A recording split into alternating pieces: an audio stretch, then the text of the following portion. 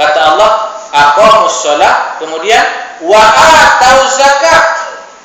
Yang ketiga, wa amaru bil ma'ruf. Nah, wa nahau anil munkar.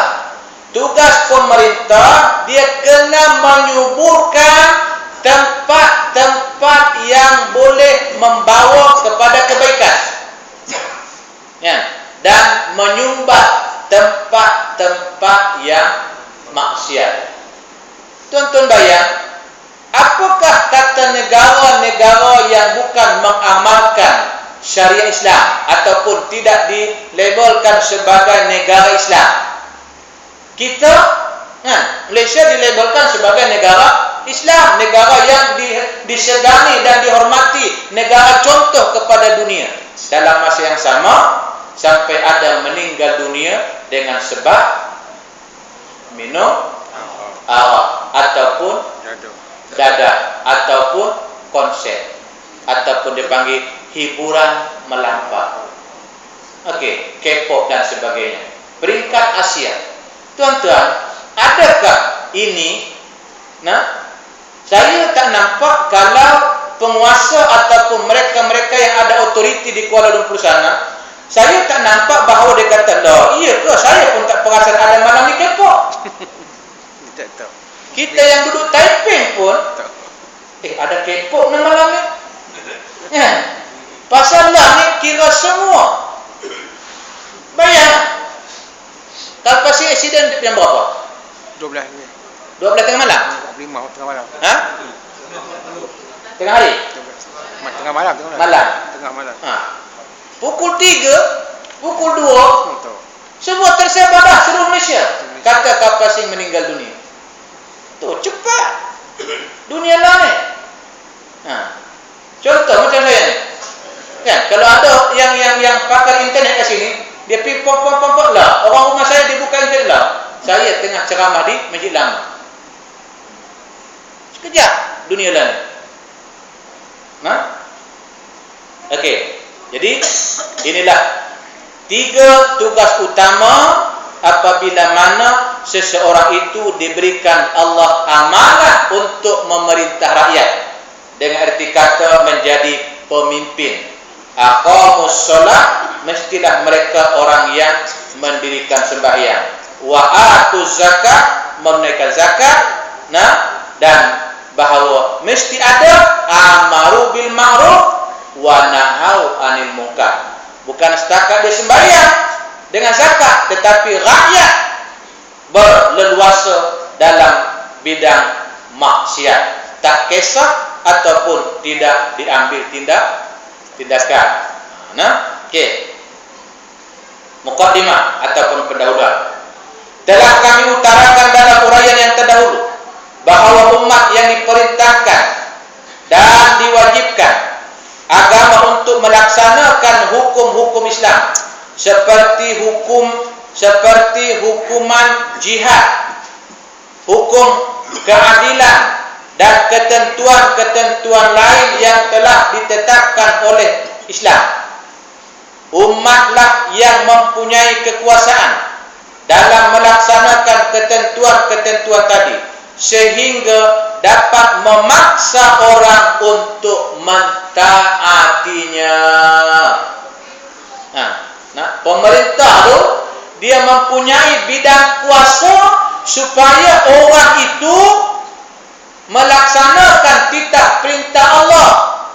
Dia boleh mengeluarkan denda, dia boleh mengeluarkan hukuman sekiranya perbuatan itu tidak terdapat dalam Al-Quran, tidak terdapat dalam hadis, tapi ianya bercanggah dari segi hukum syarak. Okey, ni akan digubah undang-undang. Siapa-siapa yang ada kedai ataupun mungkin rumah, silap-silap masjid pun kena. Sesiapa yang memaparkan, menggantung ayat Al-Quran yang ada tujuan ataupun niat lain, maka akan didenda 6 bulan penjara apa. Termasuklah contoh kalau kedai, kita masuk-masuk, Assalamualaikum, sebelah tu Di bawah dia wa may yattaqillaha yaj'al lahu makhraja wa yarzuqhu min haitsu la yahtasib. Titik ila akhirih. Kita pun tanya, nih Tuan, ni apa ni? Oh, dia kata kalau tak ada ni kedai saya tak laku. Oh, dia panggil ayat pelaris. Maka kalau betul, kalaulah yang apa? Yang tanya tu adalah pihak yang menguasakan undang-undang, ambil rekod dia 6 bulan penjara. Tapi yang aku takut undang-undang ada, pelaksanaan tak ada, itu aku takutnya. Seperti mana di bulan Ramadan, undang-undangnya ada, tak boleh berniaga di siang hari, tapi berlambak. Ada pula dia tutup ikut depan, tapi dia buka pintu belakang pun ada juga. Ada pula dia berlakon. Hari itu sebelum bulan Ramadan ada Bismillahirrahmanirrahim, Assalamualaikum. Bila bulan Ramadan tak ada pula dah. Tapi kita tengok orang yang sama juga tidak diambil tindakan. Itu apa cerita? Okey, itu sebab dia kata apa? Sehingga dapat memaksa orang untuk mentaatinya. Sebab tuan-tuan, contoh kalau tuan-tuan besok jadi YB, katakanlah di Taiping, jenuh lah. Malam ni dia kena dengar kuliah maghrib di masjid lama.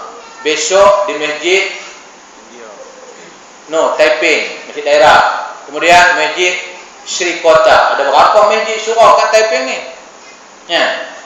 Ni kita jumpa malam tadi ada surat tak ada ni. Malam tadi aku jumpa dia karaoke, mampu itu bukan diri. Okey. Namun dalam pelaksanaan hukum dan mempergunakan kekuasaan tadi, tidak mungkin mereka secara keseluruhannya. Maka kerana itu lahirlah istilah perwakilan untuk melaksanakan tugas ini. Tak apalah, kalau tugas ini dilaksanakan kepada jabatan agama, maka perbanyakkanlah kaki tangan jabatan agama. Tuan-tuan tengok, antara keselamatan zahir dengan keselamatan rohani. Ni saya ajak tuan-tuan untuk berfikir. Dalam kita mencegah jenayah, tuan-tuan, Taiping ni ada berapa balai polis? Banyak. Ada berapa jabatan agama? Ada berapa PTA? Satu lah. Tu macam mana? Berapa banyak orang yang kafir? Tu siapa nak buat? Sedangkan kalau kita jaga agama, insya-Allah tugas polis pun kurang. Itu sebab kalau tuan-tuan pergi Aceh, polis Aceh dia bukan setakat jaga jalan raya. Jaga semua. Kalau anak muslimah berpakaian ketat, peringkat awal dia tahan motor tu, bukan dia tanya lesen. Dia tanya kamu nak pergi mana? Dia kata nak pergi Zoo Taiping, contoh macam tu lah. Dia kata balik dulu tukar baju. Sekiranya berdegil juga, dia bawa ke balai. Tu jauh. Kita tu juga rambut lelaki, tengok-tengok lain macam je rambut lelaki ni. Pengkepang kepung kapal. Yang dia nasihat pergi gunting. Pasal kalau pergi balai polis dia tak gunting elok. Tu zo habis. Balik dah botak. Tuan-tuan, pergilah. Saya dengar ceritanya apa nama ni dia selalu pergi Aceh. Tuan-tuan pergilah Aceh, bukan aku nak promo ni nak. Maksudnya kita tengok sendiri. Supaya kita lah bagusnya duduk sini. Okey. Tak ada pun kita dengar. Tak ada pula, kalau macam ni dia kata nanti akan mati lah Aceh ni, bengkak. Tak elok je. Kenapa kita, persepsi kita, dia kata bila laksanakan hudud nanti kita akan jadi miskin. Siapa? Yang tak percaya dengan Allah siapa? Sedangkan Allah bagi janji sekiranya kamu taat kepada aku, taat titah perintah aku akan jadikan negeri kamu itu baldatun thayyibatun wa rabbun ghafur. Seperti mana Makkahul Mukarramah. Tuan-tuan, Makkah tu dulu sebelum Nabi selamatkan, ya Allah, semua gangsterisme kat situ. Kaki karaoke, kaki arak, kaki judi, kaki apa yang tak ada.